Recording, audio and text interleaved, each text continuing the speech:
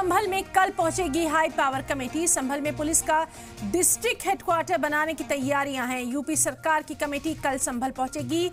आपको बताएं कि संभल में डिस्ट्रिक्ट हेडक्वार्टर बनेगा। अभी संभल से 20 किलोमीटर दूर है बहजोई में पुलिस का डिस्ट्रिक्ट हेडक्वार्टर। तो इस वक्त की अहम खबर संभल से, जहां कल पहुंचेगी हाई पावर कमेटी। संभल में पुलिस का डिस्ट्रिक्ट हेडक्वार्टर बनाने की तैयारियां हैं। यूपी सरकार की कमेटी कल यहां पहुंचेगी।